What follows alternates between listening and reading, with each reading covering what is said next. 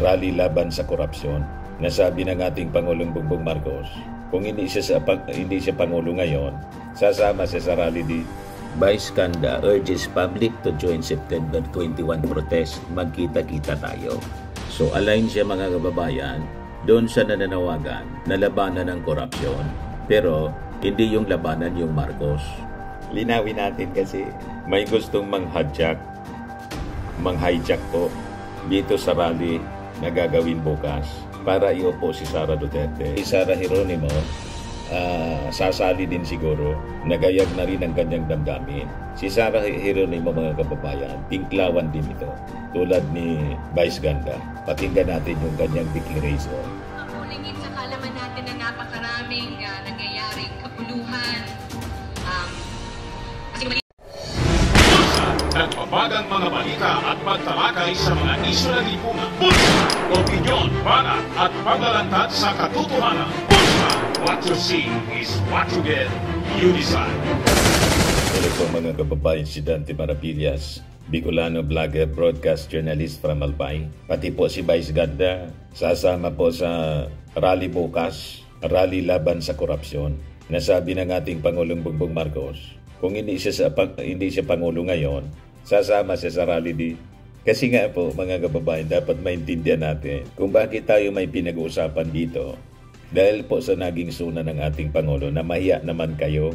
And after ng mahiya naman kayo, suna, referring dito sa mga defective and guni-guni na mga flood control projects, isinunod niya yung launching ng sumbong sa Pangulo and personal yung pag-inspeksyon sa mga guni-guni na flood control projects. Kaya tayo may pinag-usapan ngayon sa Kongreso, sa Senado, nagsasagawa po ng investigasyon.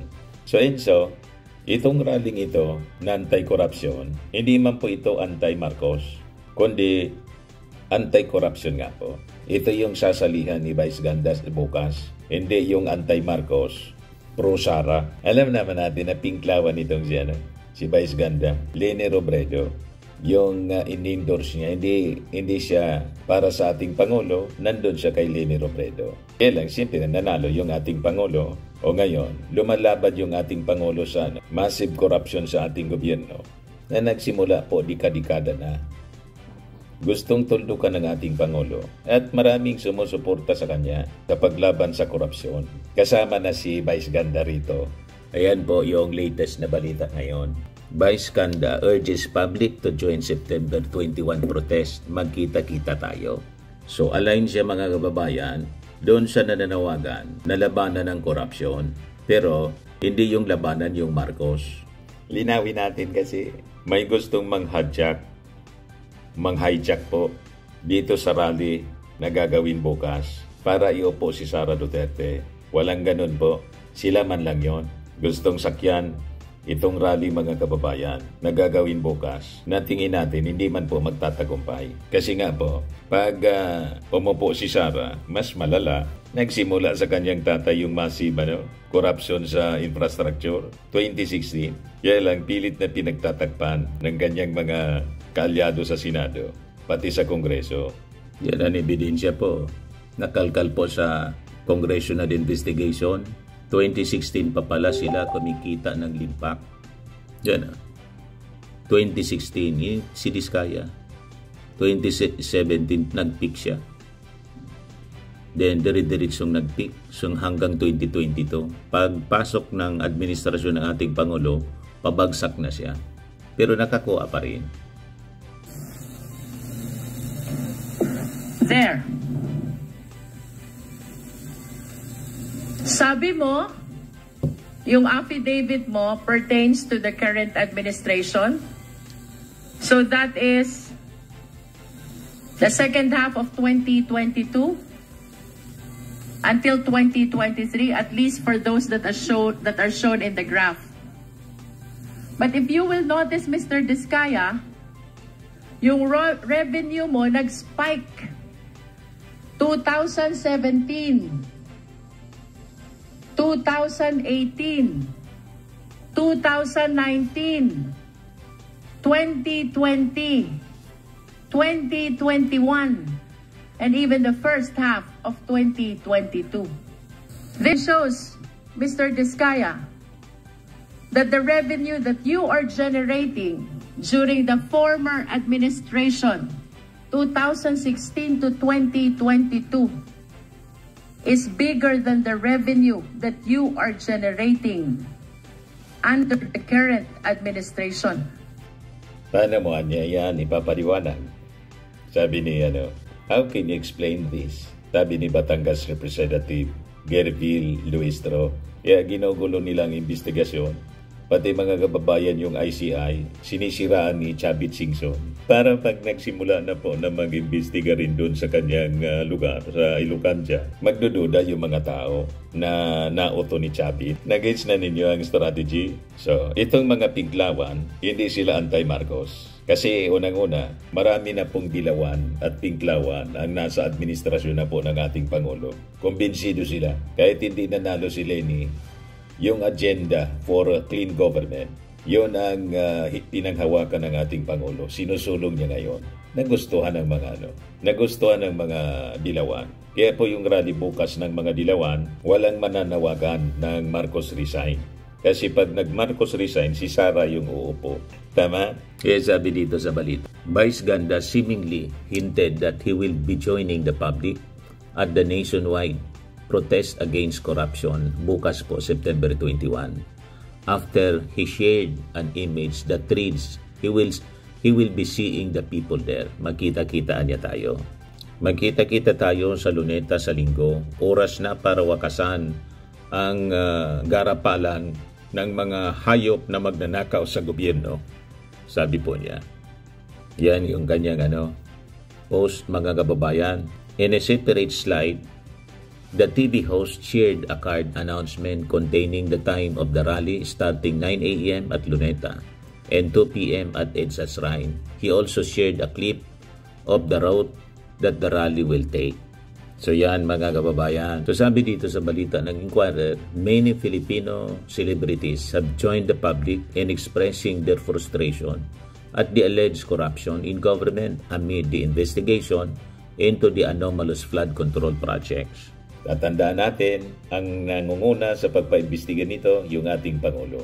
Hindi po yung Duterte. Baka mapaniwala kayo na lumalaban sila sa korupsyon. Eh si Sara po, na-impeach. Yung impeachment case na-archive. In-archive ng kanilang mga kaalyado sa Senado. Kasi si Sara, question, technical sa Supreme Court.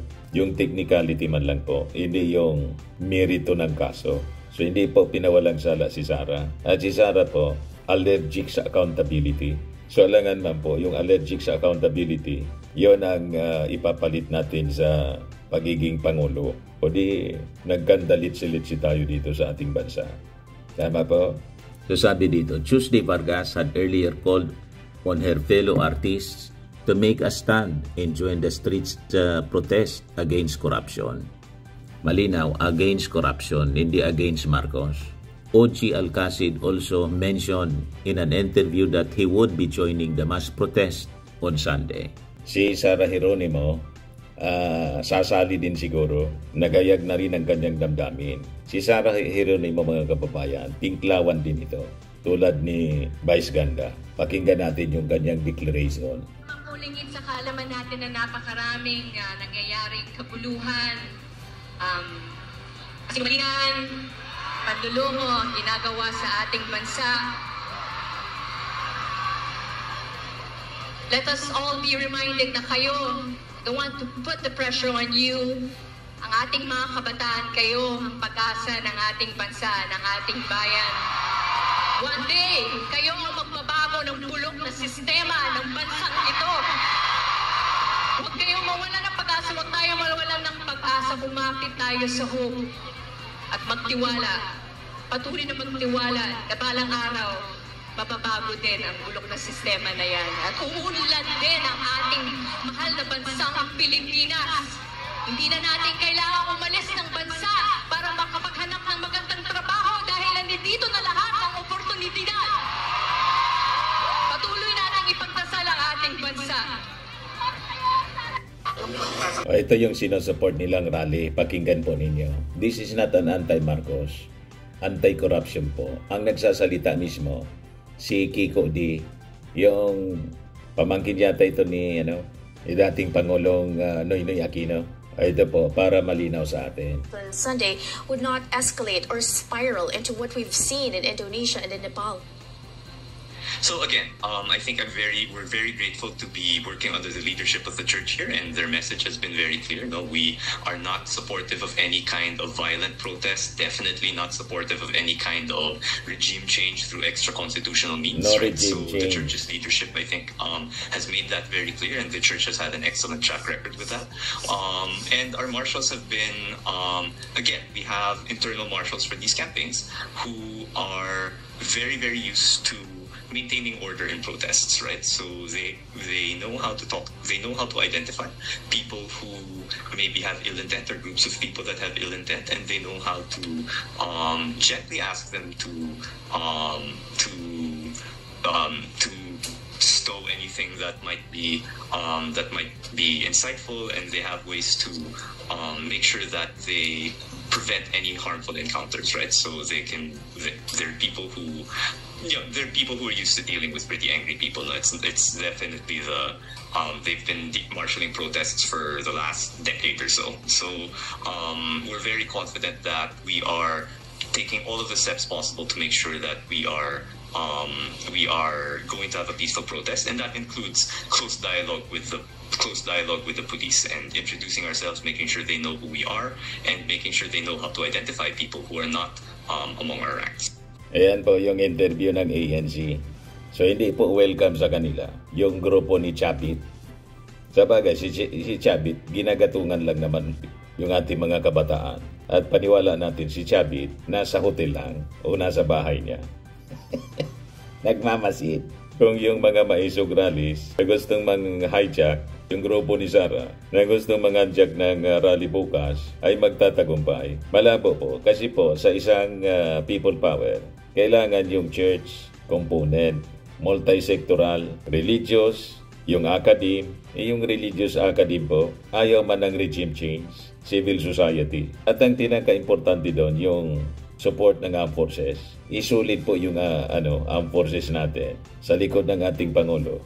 Kasi yung ating Pangulo ang mismo nangunguna sa kampanya laban sa korupsyon. Siya yung nagpapaimbestiga eh. Yung mga mangilang-ilang na mga retired pala. Pero retarded na rin po. Retired naging retarded na mga generals. Yung ang kakampi ni Sara kasi siguro na promisahan po ng posisyon in case magtagumpay sila. At siyempre, alam naman po ng grupo ni Sara pro-China.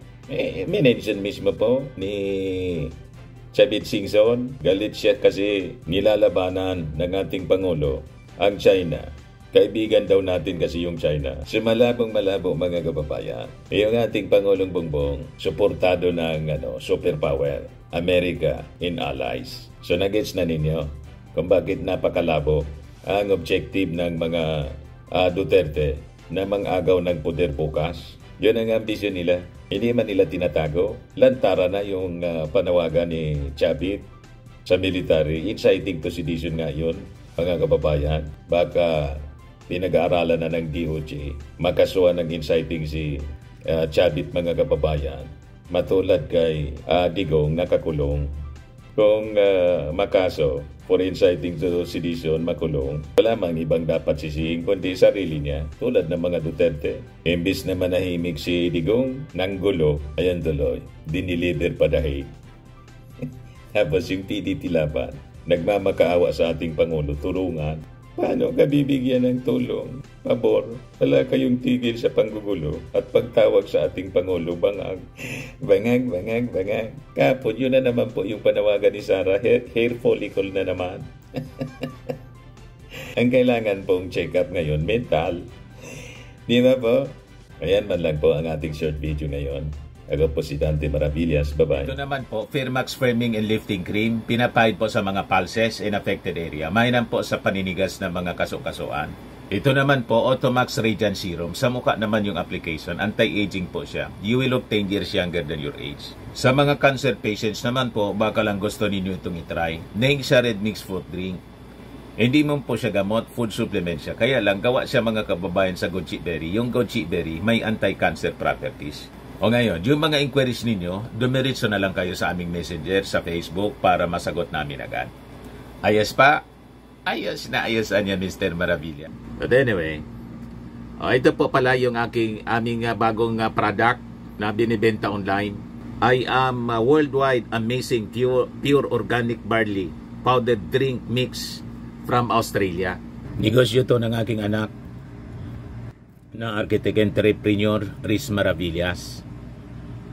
Ayan po. Kontakin na lang po ninyo siya, Riz Maravillas on Facebook.